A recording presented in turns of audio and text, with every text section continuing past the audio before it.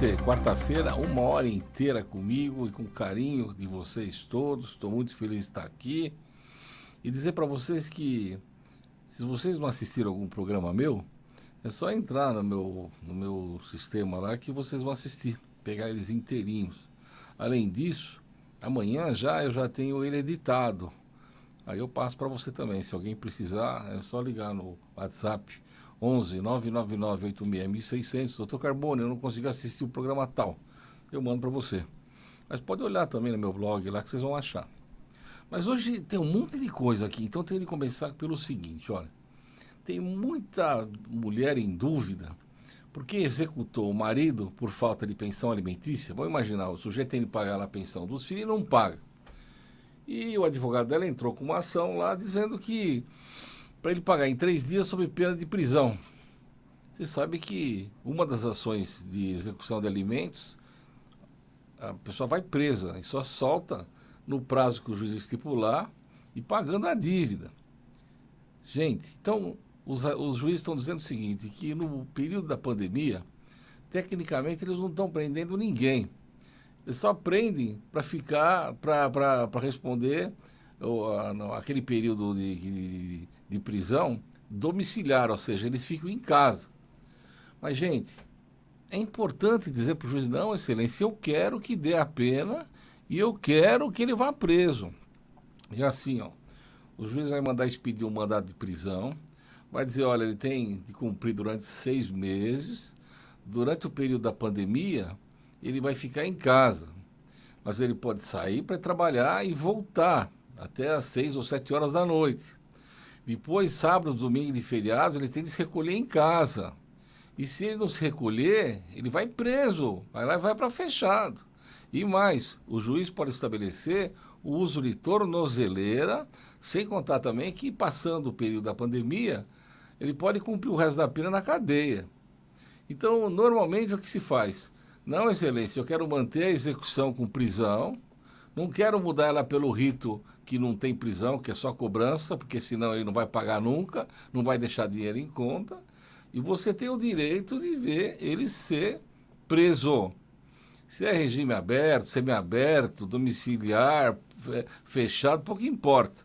Importa que ele vai ser preso, vai ser conduzido, ele vai pegar uma tornozeleira, vai assinar um monte de obrigações e ele vai se sentir preso.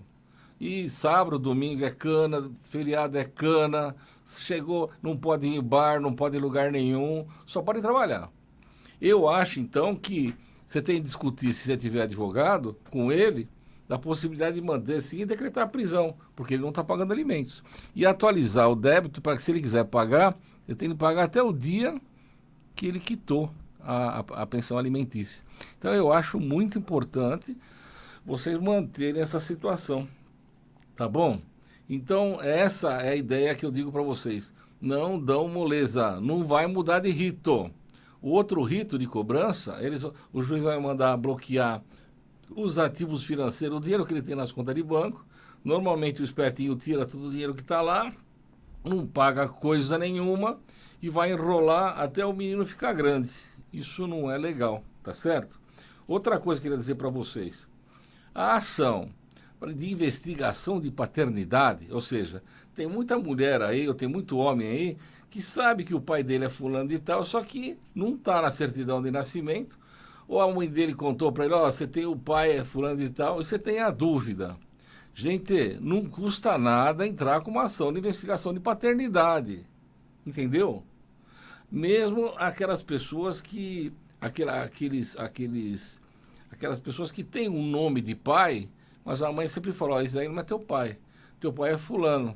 Se você quiser, você conta para o juiz, olha, excelência, minha mãe sempre contou que meu pai era fulano de tal, e eu quero uma investigação de paternidade. Se for constatado que ele é o pai, vai anular aquele nome que está na certidão de nascimento, do cara que segurou a barra, vai colocar o nome do pai, e você vai ter direito à herança dele.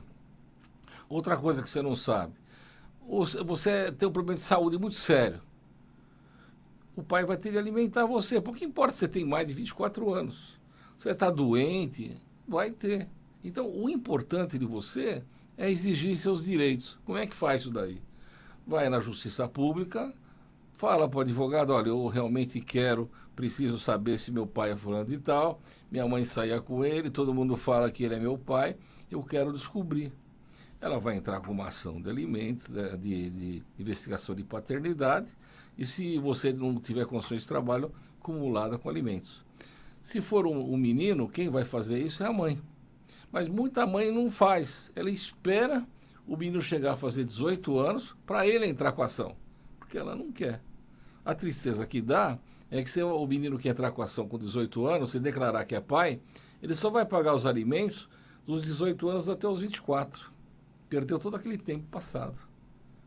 Mas o importante é, se o pai é pai, se o pai tiver dinheiro, ele vai ter que dar a parte do filho quando ele morrer. Além disso, vai ter que ajudar o filho. Deu para entender?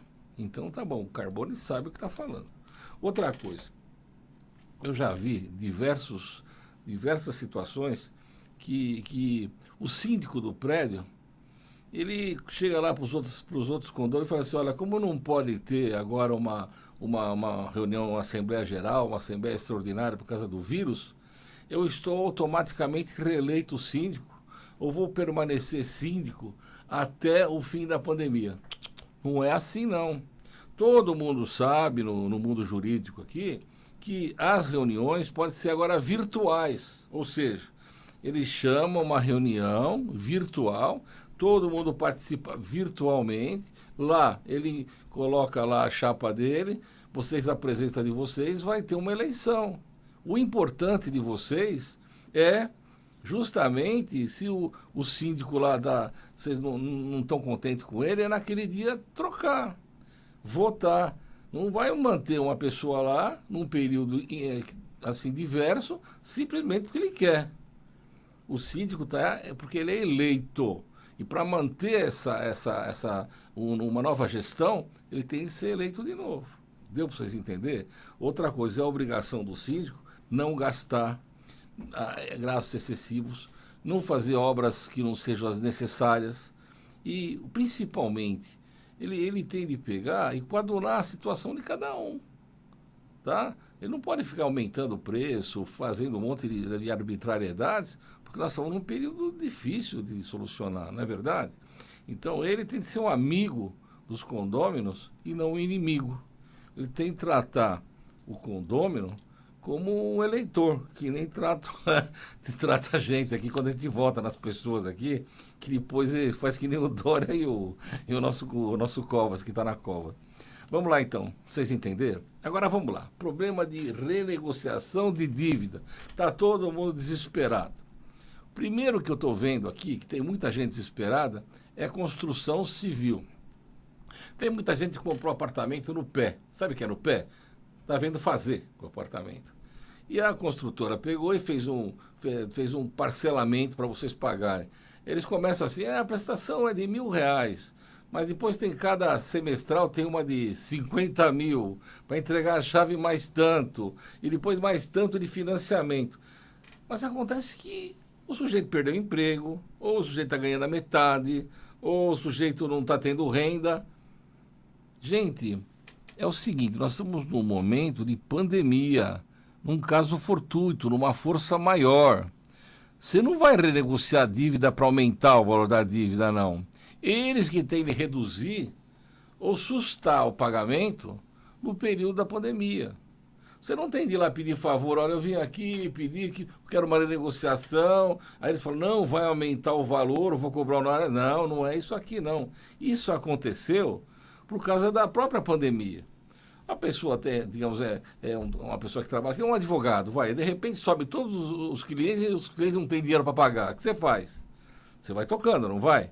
Como é que você vai pagar as contas tuas? Não vai, né? Então, você vai ter de chegar lá, olha, eu vim aqui, quero acertar o problema da dívida. Vamos fazer o seguinte, esses 4 meses aqui, suspende ou joga para o 4 final. Vamos imaginar março, abril, maio, junho. Você está devendo lá no negócio R$10.000.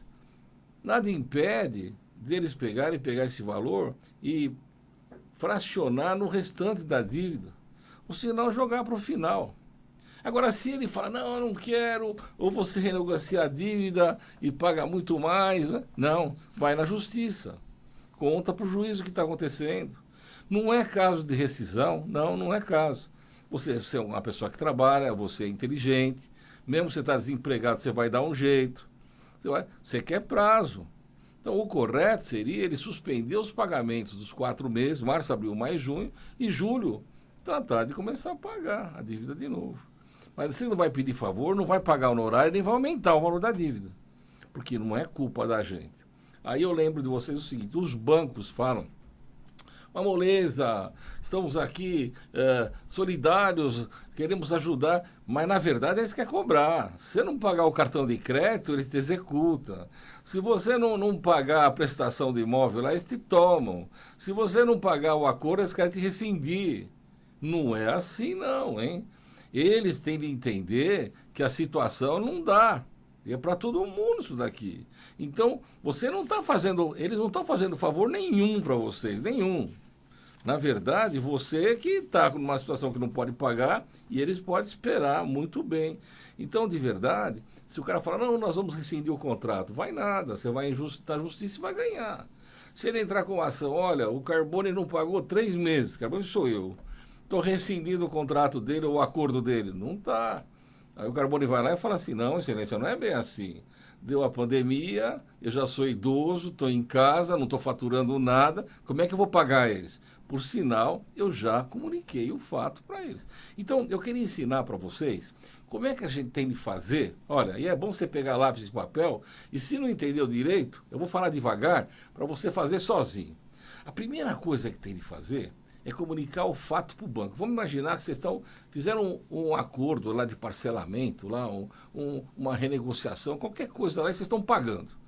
Às vezes já pagou mais da metade. E você não tem para pagar agora. Aí o que você faz? Liga para o gerente. Olha, gerente, é o seguinte, eu tenho essa dívida aqui, mas eu não tenho como pagar março, abril, maio e junho. Dá para você me solucionar isso daqui? Aí ele fala, pode deixar, eu vou ver, não sei o quê, mas ele não vai solucionar nada. Nem tem competência para isso. Tirar a competência de tudo que é gerente de banco. Eles não tem mais nada, eles mandam a informação para lá. Aí passa lá uma semana, você liga de novo, ô Manuel, você conseguiu fazer o meu acordo aí? Você conseguiu suprir as 4 prestações? Posso começar a pagar em julho? Aí você vê que ele está te enrolando. O que você faz? Primeira coisa, você escreve para ele por um e-mail. Olha, o Manuel, o Joaquim, o José, o Maria, qual é o nome qualquer? Olha, o seu gerente, chama assim, é o gerente predileto. Estou com problema no parcelamento do contrato tal ou dos contratos tais. Não tenho como pagar março, abril, maio e junho. Pedi para você uma solução já faz um mês e você não me deu. Então, estou fazendo por escrito. Dá para você me solucionar esse problema? Aí, normalmente, ele não vai responder. Aí você liga para ele. Fala, olha, e escreve de novo para ele. Olha, eu estou numa situação difícil, porque vocês estão debitando a prestação na minha conta, está gerando juros, e ao mesmo tempo eu não estou pagando nada, porque daqui a um pouco vai estornar isso daqui e vai rescindir meu contrato. Você vai explicar isso para ele. Ele não fez nada. Nada. Isso é normal, é prático. E é esses bancos que ficam escrevendo aí na rua, aí que estão preocupados, querem ajudar o correio, querem ajudar o caramba, tá? O que vocês fazem? Aí você vai no advogado deles. Não precisa ir lá, não. Escreve para eles. O advogado que você fez o acordo. Olha, você é o advogado do banco tal, lá sua. Então você fez um acordo tal, ele puxa no computador. Realmente o senhor está devendo aí março, abril e maio. Ou março e abril. Aí você fala, olha, é o seguinte, eu não estou tendo renda nenhuma, estou em casa. Eu não posso pagar essa prestação. Eu queria que você passasse isso para frente. Aí que é a pegadinha deles, vocês têm que tomar cuidado. Ele vai falar assim, mas já todo mundo está assim, fica tranquilo, eu soluciono aqui. E manda para você uma renegociação de dívida. O que ele faz? Ele pega as prestações que vão vencer, com o juro já embutido, junta tudo aquilo lá e parcela de novo com o novo juro. O que vai acontecer aí? Vai começar a bola de neve. Praticamente tudo que você pagou, eles vão engolir. E você vai começar a pagar. A impressão é que você está pagando menos, mas está pagando muito mais.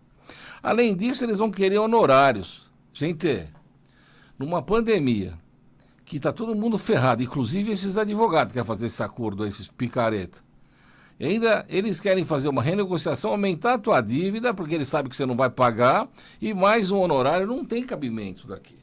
Mas o que vocês fazem? Manda eles mandar pelo papel. Ora, manda por escrito que eu vou analisar, vou levar para minha mulher ver e tal. Aí você tem um documento, então olha só, você já tem o documento que você escreveu para o gerente de banco, dizendo da tua situação como é que está e que você não tem condição de pagar. E ele não fez nada. Aí você foi lá no advogado por e-mail e eles disseram que tudo bem, mas eles querem renegociar a dívida com novos juros e mais honorários. Aí é a hora de entrar na justiça. Olha, excelência, tem o acordo assim, assim, assim. Fui lá no gerente de banco, ele não solucionou. Fui atrás dos advogados do banco, eles querem dar uma solução de duplicar o valor do meu empréstimo. E, na verdade, aqui não é uma renegociação, é simplesmente um ajuste num período pandêmico que a gente não tem, não está recebendo, como é que vai pagar? O juiz sensível à tua situação, ele vai pegar e vai dar uma liminar e vai mandar ou suspender o pagamento, ou jogar essas 4 prestações para o final, ou mandar diluir essas prestações nas que se vencerem. Isso daí é possível e dá para fazer. O que não pode é você ficar de boca aberta esperando passar a pandemia e eles cancelarem o teu contrato. Outra coisa, quando você ganhar isso daqui, esse parcelamento, você vai ter de ligar para o teu gerente e falar assim, olha, vocês estão debitando indevidamente prestação que eu fiz um acordo. Eu quero que vocês estornem essas prestações, porque fica no devedor. E estornem os juros, porque eu não dei causa a isso daqui. Porque senão você vai pagar o juro daqui, mais o de lá, e vai virar uma bola de neve que não tem tamanho. Então, o que nós aprendemos hoje? Nós aprendemos o seguinte, se a gente comprou um imóvel no pé, e está aqui para fazer, e que você tem uma obrigação a cumprir, e que você não está conseguindo pagar, você vai pedir para eles suspender as prestações dos meses da pandemia. Se eles não tiverem como fazer isso daqui, para jogar isso para o final, ou se não diluir nas prestações. O empreendedor que faz o imóvel no pé, ou ele tem dinheiro para construir aquilo lá e ele está vendendo para você antecipadamente, ou ele para a obra nesses 4, 5 meses, não cobra de todo mundo e ninguém desiste. Agora, o medo que eu tenho é o seguinte, ó, vamos imaginar que eu comprei um apartamento, já paguei 2 anos, paguei lá uma entrada, depois paguei as prestações, paguei uma parcela semestral, depois outra parcela semestral, agora eu não tenho mais dinheiro. Se você chegar lá e falar assim, olha, eu não tenho como pagar, eu quero uma rescisão de contrato. Eles vão rescindir o contrato teu e vão cobrar uma multa de 50% do valor que você já pagou. E ainda vão pegar os 50% a pagar e parcelar em 10 meses, 12 meses. Quer dizer, você não vai ver nunca mais o dinheiro que vocês pagaram. Na verdade, os corretores, quando estão de boca a não ser, eles querem vender. O desespero deles é vender aquela bomba para você. Depois que você comprou, você é inimigo deles. O que eles querem? Eles querem que você pague para receber a comissão deles. Está pouco se tocando com você.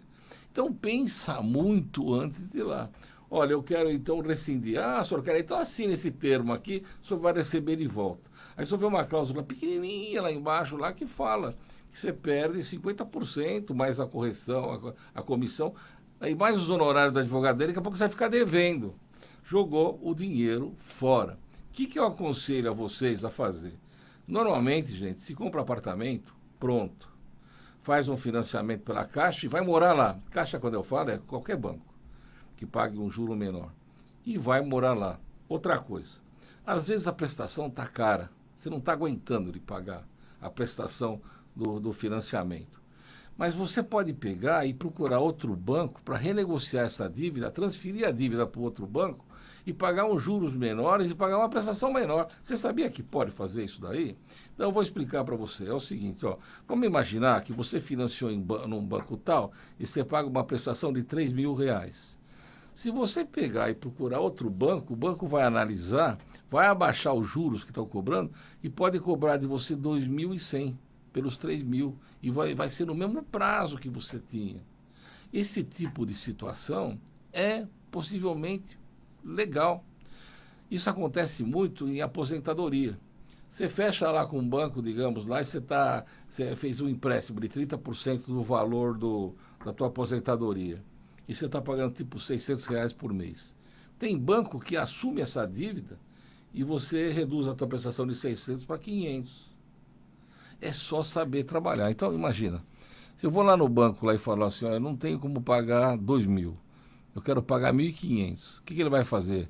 Vai reescalonar a dívida, vai aumentar o prazo, você dançou, né? Não é muito melhor procurar um outro banco para ver se ele compra essa dívida tua e você paga 20% a menos? Fala a verdade, não é uma maravilha? Isso que o Carbone está fazendo existe e dá para fazer. O que você tem de fazer de verdade é procurar os seus interesses.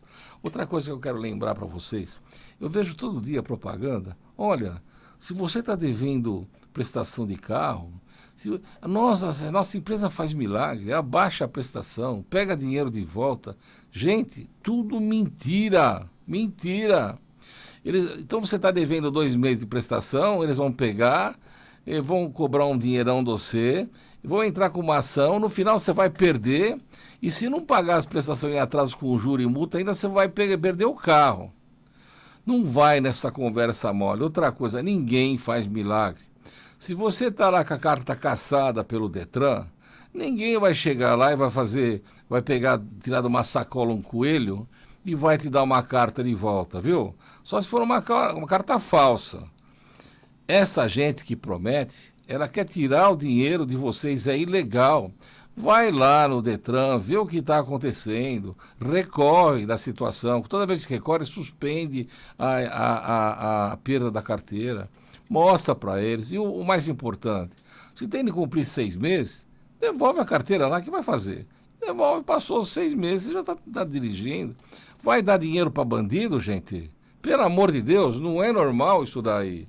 Então, eu acho de verdade que não dá para acompanhar esse tipo de coisa. Outra coisa que eu estou notando aqui, tem muito advogado aparecendo na TV, lá, na TV não, no Face, prometendo milagre, querendo ensinar, não sei o quê. Isso é captação de clientela, não é por aí não, hein? Na verdade, ninguém pode pegar e ficar chamando para fazer serviço, nem nada. Então, olha, nós solucionamos o problema do teu contrato, entramos com uma ação judicial. Que advogado que está fazendo isso? Quem está captando essa clientela?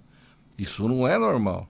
E o pior de tudo é que ele está levando a erro vocês. Isso que é terrível. Então pensa nisso no cotidiano. Pensa que vocês não podem ser roubados. Não tem cabimento daqui. Não tem, não tem. Então, olha, para encerrar essa primeira fase do programa, pensa no seguinte. Nós não estamos pedindo favor para banco quando a gente quer uma renegociação de dívida. A renegociação de dívida aqui não é por nossa culpa. Não é que eu sou inadimplente. É que deu uma pandemia e parou tudo. E a gente não tem como fazer dinheiro, só se Deus descer e jogar dinheiro para todo mundo. Então, na verdade, o que nós estamos de fazer aqui é buscar os direitos da gente. E como é que a gente busca? Simplesmente com a justiça. Mas eu não tenho dinheiro para pagar advogado. Mas ninguém está pedindo para você contratar um advogado.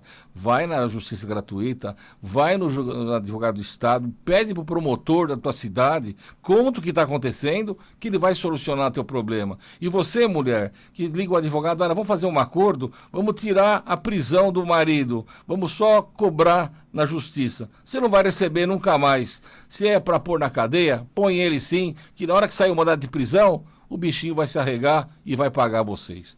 Até a segunda fase do programa. Oi, gente. Na nossa segunda fase do nosso programa aqui, que está pegando fogo, é uma pegadinha para a mulher entender o que está acontecendo. Vamos imaginar que você tem 2 filhos, né? E que na hora do divórcio lá, ficou estabelecido que a guarda é compartilhada, o pai e a mãe vão em conjunto cuidar do filho, mas que os filhos permanecem com a mãe. E, de verdade, para pagamento desse valor aqui, o sujeito vai arcar com os alimentos das crianças, ou seja, vamos imaginar, R$3.000, R$1.500 para cada filho. Olha o que está acontecendo, e, além disso, o plano de saúde. Você tem que tomar muito cuidado, que tem uma pegadinha aqui ferrada. Quando as crianças que já estão virando meio adolescente, ou já tem lá seus 12, 13 aninhos, o pai começa a fazer um negócio na cabeça dele, fica incutindo lá, que se chama alienação parental. falando mal da mãe, falando, olha, aqui você não vai ter custo nenhum, vai ganhar presente, vai ter um monte de benefício. E mostra pro filho uma vida bem melhor do que aquela que está com a mãe. Só que a criança, como é criança, ela acredita nisso daí. Então ele mostra lá a nova mãe dele, que é uma menina novinha, a casa dele, o carro que ele põe no nome do outro lá para não mostrar que é dele. E a criança não quer voltar para casa. A mãe, o que a mãe faz? Ela fica triste, mas no fim ela começa a aceitar essa situação, que deixar a criança lá. Sabe o que vai acontecer? Vai acontecer que o pai vai entrar com uma petição em juízo e vai falar o seguinte, olha, é guarda compartilhada, mas de um mês para trás a minha filha já está morando aqui comigo, ela quer permanecer aqui, então eu quero deixar de pagar os alimentos dela, e como ela está comigo e o outro filho está com a mãe, eu não vou pagar os alimentos do outro filho, que eu já estou pagando dela aqui em casa. E você não vai receber mais os alimentos das crianças. Deu para perceber? Não é problema econômico, não. Isso é uma jogada, sabe por quê? Porque depois que o juiz aceitar isso daí e você não reclamar, você vai ficar sem um filho, vai ficar sem alimentos para as crianças, e depois as crianças vão voltar para tua casa aqui, porque não vão aguentar o sujeito e a mulher dele. Aqui ele está fazendo numa jogada. Então o grande problema de vocês é perceber isso daqui. O que tem de se fazer numa situação como essa? Bom, a criança não tem que ter vontade pessoal, não tem, não. Olha, eu não quero voltar mais para aí, mas filha, a escola daqui tu é aqui do lado, eu faço a lição com você. Não, mas meu pai falou que aqui não precisa fazer lição. Mentira. Olha, a escola vai colocar numa melhor, eu vou ter mais mordomia aqui. Não tem conversa, você pega, vai na delegacia, leva o acordo judicial ou a sentença judicial que você tem à guarda e faz um boletim de ocorrência que vai virar inquérito, onde o pai não está cumprindo as determinações do juiz, do juiz que deu a sentença dos alimentos. É crime isso daí. Com esse BO, com esse inquérito, você vai entrar com pedido de busca e apreensão da criança e o juiz vai determinar um oficial de justiça para acompanhar você ou a polícia para pegar a criança lá. Então, olha, pouco importa a conversa da criança. Olha, eu quero ficar aqui, mas não vai, filho. Se ele quiser, ele tem que entrar com uma ação de mudança de guarda e vai ter que provar que ele tem condições para esse tipo de situação. Ele tem tempo, ele tem presença, ele cuida da criança, aquelas coisas todas. Agora, o que eu fico com medo de vocês, gente, é que nessa jogadinha, ele não vai pagar mais pensão alimentícia, ou seja, vai deixar um filho com você, um filho vai ficar com ele pouco vai tratar do filho dele, porque você sabe que madrasta não gosta de filho de você, é evidente isso aqui, e o pior de tudo é que as crianças vão sofrer com essa situação, vão dividir as crianças, e tudo isso daí ele faz para não pagar mais alimentos. Aí você vem lá chorar no escritório, que situação que eu recebia 5 mil, já pagava escola, aquelas coisas todas, mas tinha as despesas, e agora? E agora você chupa o dedo, porque você entrou na fria dele.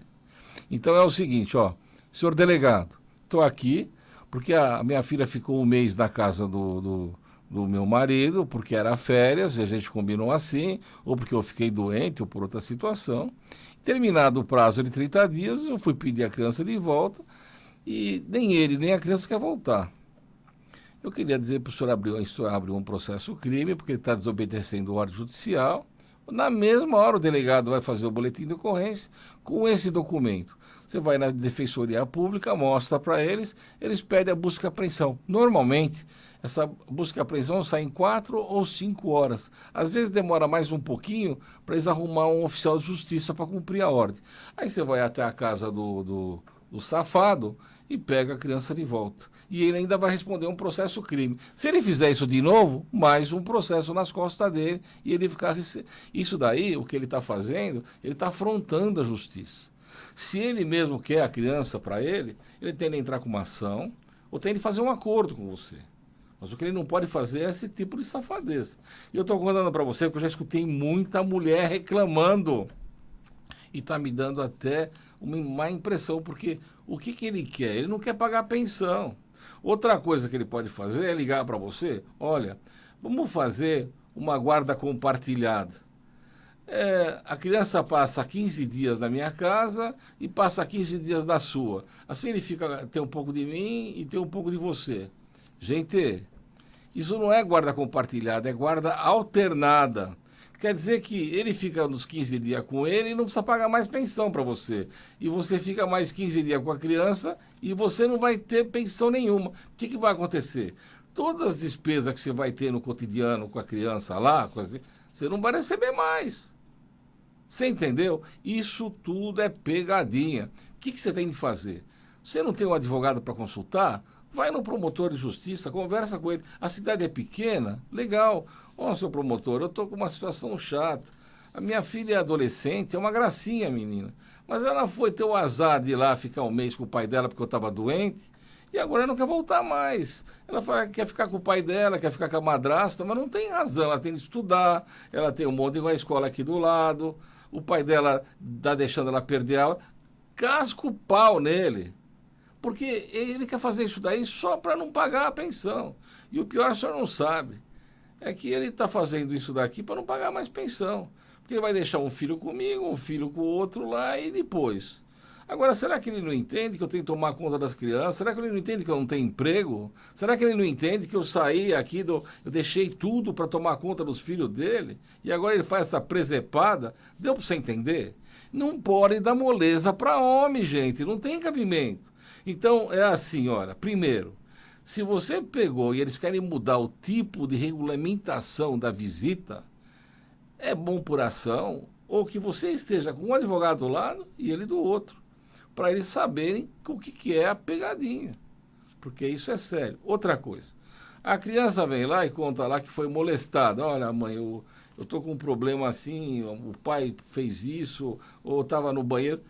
Tem de ir na mesma hora na delegacia fazer um BO e levar a criança para fazer exame de corpo de delito. Às vezes não é nem a criança, é o namorado da mãe lá que fez. Tem na mesma hora, quem ficou sabendo da situação, fazer. Outra coisa, a mãe, quando chega a criança na casa do pai, lá com a amante dele ou com a mulher dele, ela tem de olhar inteira a criança, ver se ela está sem problema nenhum, se não tem marca de machucado, se não tem nada. Porque eu já vi muito pai batendo em criança e chega tudo machucada lá e a criança tem medo de falar. Então você tem de olhar ela interna e externamente e saber como é que foi a situação. Outra coisa que tem pai, muito pai, que não quer que a mãe tome conhecimento de o que a criança passou lá. Ela desliga o celular da criança, ou não deixa ela falar com a mãe. É evidente que se acontecer isso daqui, tem de comunicar para o juiz. Olha, excelência, quando a criança vai para lá, ela tem um celular, ele não deixa fazer contato. Isso é muito ruim para mim. Eu fico magoada. E ao mesmo tempo eu quero saber onde está meu filho. Aí você pode contar também, olha, a última vez eu fiquei sabendo que ele foi viajar e deixou ela lá na casa lá dos parentes da Amásia lá. Não é isso que eu reservei. A visitação é para ele ter com a criança, para estar interagindo com a criança. Não é para deixar ela em casa e sair fora. Tudo isso daqui tem de ser falado. Se vocês não falarem isso daí para o juiz, nunca você vai ficar sabendo, nunca o juiz vai pegar e fazer uma determinação. E se você permitir muitas vezes, é como se você tivesse consentido e não tem como voltar atrás.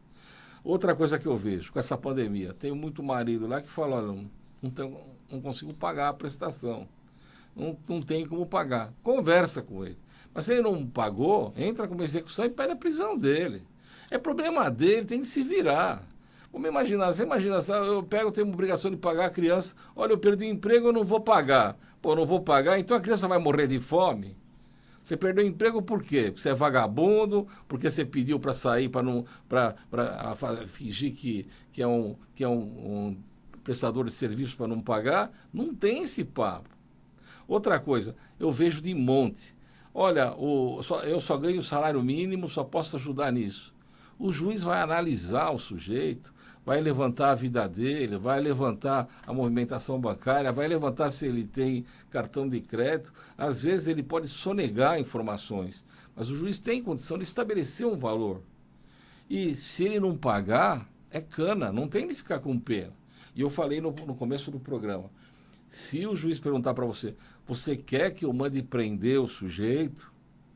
porque o ex-marido, porque ele vai ficar no regime aberto. Então eu quero explicar o que é o regime aberto para você. Para começar, que o cara, quando ele toma uma condenação, ele já está preso. Se ele está no aberto, ele pode ir para o fechado no mesmo dia. Então é assim, olha, como é que são os regimes? Dependendo da pena, não é o caso do alimento. Vamos imaginar que o cara praticou um crime lá e pegou 8 anos de cadeia. A partir dos 8 anos é regime fechado. Ele fica trancado lá num lugar que não vai sair, vai ficar lá preso. Lá tem 1 hora, 2 horas de luz para ele ver de sol. Se cai a pena para 6 anos, já cai para o semiaberto. É uma prisão que ele pode trabalhar e voltar para a cadeia.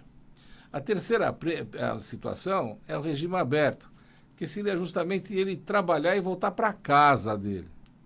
Então, o juiz vai dizer assim, olha, não adianta nada porque o regime é aberto. Não é, adianta sim. Adianta porque vai ser cumprido o mandato de prisão, ele vai ter de se apresentar para a autoridade ou ele vai preso. De lá, eles vão dar as condições que ele tem de fazer para permanecer no regime aberto e ele vai ter de pagar correndo para não ficar numa situação dessa. Às vezes, gente, o regime aberto é pior do que estar preso. Sabe por quê? Porque você sai de casa e tem de ir para o trabalho. Saiu do trabalho e tem de voltar para casa. Um feriado prolongado magnífico, lá sexta, sábado, domingo, ele tem de ficar trancado lá em casa. Aí você fala assim, mas ele pega e sai, ninguém vê. Vê sim. Olha, eu cheguei já a ficar perto lá de um sujeito ao regime aberto, quer dizer, eu mandei lá uma equipe lá, e na hora que ele saiu, eu chamei a polícia e ele voltou para o regime fechado. Então, só o fato de ele estar preso, olha, eu não posso sair de casa porque eu estou no regime aberto, porque eu deixei de pagar os alimentos para os meus filhos. O cara tá mal, hein? Olha, eu não posso ir jogar bola porque nem sábado, nem domingo, nem feriado. E se ele for jogar bola, ele vai preso. Então, para ele já é uma prisão. E outra coisa, você pede para o juiz, olha, diante dos fatos, que a penalidade corporal se estenda até o pagamento, ou pelo menos por 1 ano. Assim ele pode ficar um período no semiaberto, no aberto, depois, na hora que terminar a pandemia, ele volta para a cadeia. Mas não vai trocar pelo outro estilo de processo, que é o de cobrança, porque ele não vai deixar dinheiro na conta, não vai ter carro no nome dele, não vai ter imóvel para fazer, e só vai pagar essa dívida quando o menino tiver 30 anos. Eu não quero isso. Eu quero receber agora, porque alimentos é agora. Deu para você entender? E esse safado aí, ele não pode se safar só por causa do problema de pandemia. Outra coisa que vocês têm que entender é o seguinte, na pandemia, normalmente não se prende mesmo as pessoas, não se prende. Mas o regime aberto é uma forma de cumprimento de pena, é uma penalidade corporal que ele está tendo. E nessa circunstância, ele tem obrigação de ficar guardado e ele vai pagar para não sair preso, para não pagar para parar com esse regime. E tem muito juiz aqui que mete uma tornozeleira no pé dele e ele vai poder ficar só num período da residencial dele. Eu vi um caso, só para contar para vocês, o sujeito estava no regime aberto com tornozeleira, obrigado a ficar em casa, né? E ele pegou e foi comprar cigarro, atravessou a rua. Ele foi preso, porque eles têm um sistema de vídeo lá que ele passou do limite que ele tinha. Às vezes, esse tipo de regime é pior que ficar no semiaberto. Entenderam o que eu estou falando? É isso aí. Outra coisa, ficar em casa sozinho é que nem na pandemia da gente. Outra coisa que eu quero dizer para vocês. O regime, a situação da pandemia que a gente nota, né, no cotidiano, se vocês prestarem atenção, os prefeitos, a maioria deles, os governadores, estão comprando à vista, pagando milhões e não recebem a mercadoria. Nunca aconteceu isso daí. Então o que acontece? Eles não têm a aparelhagem, eles têm o dinheiro. Mas por estranho, eles gastaram mal esse dinheiro, às vezes não receberam esses aparelhos e deixam o povo morrendo. E eu estou impressionado com esse tipo de coisa. Mais impressionado ainda que a gente vê que o nosso presidente, que faz de tudo, olha, todo mundo fala dele, mas ninguém fala que ele é corrupto, essas coisas todas. Está praticamente impedido de trabalhar por causa desse bando de safado que tem por aí. Então, eu quero lembrar para vocês o seguinte, é bom ficar em casa? Sabe por quê? Porque em vez de ter a aparelhagem necessária para poder fazer com que a gente sare, eles pegaram o dinheiro, embolsaram, compraram mal, sabe? De gente que nem tinha condição de entregar, e eles não têm esse equipamento lá. Então quer dizer que se a gente for para lá, a possibilidade de morrer da gente é muito grande. Então era melhor a gente ficar em casa um período, sair o mínimo possível para não ter o risco de pegar. Eu tenho visto lá no meu Face quanta gente já morreu, gente. A falta de ar é terrível, mexe com o pulmão da gente. É muito terrível a situação que as pessoas fazem.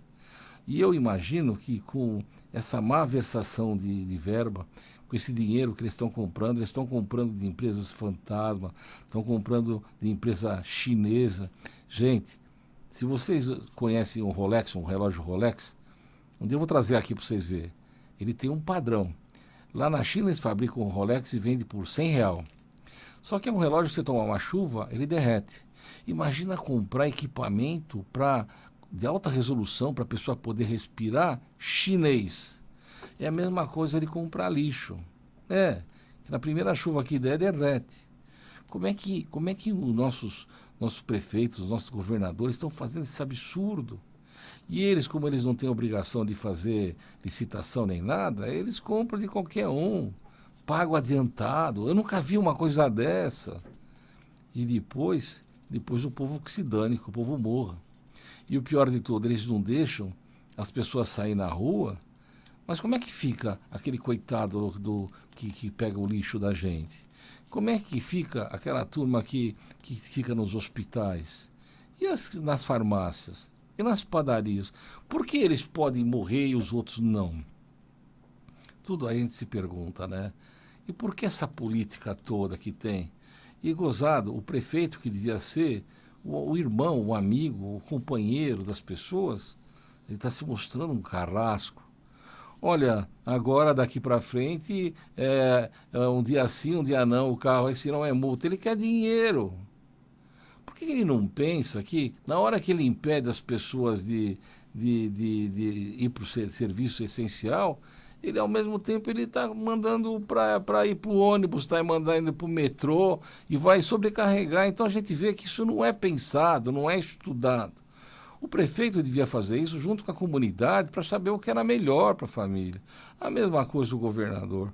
E eu não falo só daqui, porque eu vejo que é tudo um bando, sabe? É uma caterva que tem aqui, que está ferrando todo mundo.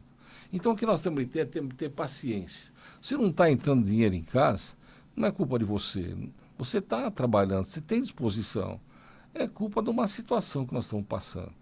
O que a gente espera de verdade é que, se nesse momento pandêmico, a gente possa solucionar tudo, né? A gente pode solucionar a nossa situação e pensando em ajudar os outros também. Porque, às vezes, você passa na rua, quanta gente passando fome. Vocês já viram isso daí? Vocês já deram um pulinho no Lago São Francisco lá? Quando vocês descem na rua Riachuelo, tem os padres franciscanos que eles dão de comer para milhares de pessoas que ficam numa fila imensa, esperando um sanduíche, esperando um refrigerante, esperando qualquer coisa. E eles estão morrendo de fome, de fome. Aí você passa na rua, você vê muito daqueles coitados, que os andarilhos, aqueles que ficam na rua, parece que eles ganharam lá, muitos deles, aquelas tábuas, parece uma tábua de índio, sabe? Que um negócio lá, como se fosse um pequeno abrigo que a turma usa para sair no mato lá. Então, para acampamento. Mas você imaginou, gente? Eles não têm um banheiro, não tem como tomar banho, não tem, então lá às vezes ele usa água da chuva, ou se não água que passa na rua. Estão morrendo de fome. Outra coisa que eu vejo que parece que R$ 600 não dá para nada. Dá para fazer uma compra pequena no mercado. Imagina lá o pai de família que chegou lá na empresa e foi mandado embora, ou a empresa fechou, e que depende de R$ 700 para manter um mês inteiro a família. Tem muita gente pedindo cesta para comer lá, cesta básica. Gente, precisa saber para quem que dá essa cesta básica. Eu acho que o correto era comprar essas cestas básicas, a média ou a pequena, aquela eu acho que custa R$ 44, poder distribuir, como eu faço. Sai na rua lá, vê lá a pessoa lá, a família inteira, às vezes tem até criança. Dá uma cesta aqui, uma cesta lá, mas às vezes analisa também que não vai adiantar muito você dar uma cesta básica para o craqueiro, que ele vai vender aquilo lá e vai comprar crack. Era bom tentar definir aquelas pessoas reais, mas realmente que estão lá porque precisam, porque não tem. Não aquele que o pai tem dinheiro e ele está lá pelo vício. Tem que fazer uma avaliação e tem que saber se efetivamente a pessoa vai usar. Porque que adianta dar arroz, feijão, batata e tal, e a pessoa não tem fogo para fazer. Aí era melhor dar de comer. Mas o que não pode, gente, é fingir que não vê. É passar e fingir que não aconteceu nada. Imagina, você pode estar na tua casa assistindo meu programa aqui. Mas imagina quanta gente está desesperada, quanta gente está sofrendo, quanta gente está dentro de casa com os filhos lá com fome. É pior de tudo. Então eu queria pedir para as autoridades, para o nosso presidente, para o nosso governador, né? E para o nosso prefeito, que já está, o Covas, que está na cova, para eles terem um pouco de bom senso, para ajudar as pessoas, para não tirar para os pequenos, aqueles coitadinhos que ficam vendendo as coisas na rua, eles estão vendendo lá para poder dar sobrevivência para casa. É lógica. Vamos imaginar. Olha, o cara trabalhava, ganhava um salário. De repente, ele perdeu o emprego. Aí ele foi lá vender fruta na rua. Não era melhor fechar os olhos aí, e dar a possibilidade dele dar de comer para a família dele? Será que é legal chegar lá com a polícia, dar um cacete nele, tirar as coisas dele de lá e apreender as comidas, jogar fora e deixar ele sem nada? E aquele outro coitado que vende videocassete lá, não era melhor fechar os olhos por enquanto e deixar a família sobreviver? Será que não era melhor? Será que tudo isso que a gente está vendo no cotidiano aqui não magoa vocês? Será que você está preocupado só em fazer compra desses aparelhos lá de respiração na China que não chegam ou chegam estragados e que vocês pagam adiantado milhões de reais? Com esse dinheiro, quanta coisa boa vocês podiam fazer para as pessoas. Vocês não acham? Outra coisa, a gente começa a escutar uma emissora que só é desgraça, só fala, poxa gente, não era tão legal se a gente pudesse pegar e ter um pouco de paz e saber que tem muita gente que está sendo curada? Só para vocês terem uma ideia, a minha mãe, dentro do momento de pandemia, a dona Niúbe, ela caiu lá na casa de repouso dela e quebrou o braço e o fêmur. O Hospital das Clínicas, ela tem um apartamento, tratam ela com o maior carinho, ela tem 94 anos e ela está ruim de uma situação, pode ser que ela não volta, está na UTI. Mas fazer o carinho e o tratamento que eles fazem. Então eu me pergunto o seguinte, como é que vai ser daqui para frente? A gente dá um monte de dica de vocês, mas se isso daí perdurar muito, como é que vai ficar o nosso país? Porque nada, nenhuma norma é feita com agilidade para poder solucionar esse problema. Por que não parte do governo federal uma ordem para suspender todos os vencimentos? Já que é para todo mundo sofrer, que seja lá de cima e até embaixo. E nunca permitir que os bancos fiquem cada vez mais ricos e quando vai lá o pobre lá pedir para ele uma suspensão de pagamento, ele queira fazer uma renegociação de dívida e cobrar o dobro. Então vamos pensar em tudo isso, vamos orar para Nossa Senhora para acabar isso logo. Um beijo para todo mundo, fiquem com Deus e pergunta ao Dr. Carbone porque ele está aqui sempre com vocês. Tchau, tchau.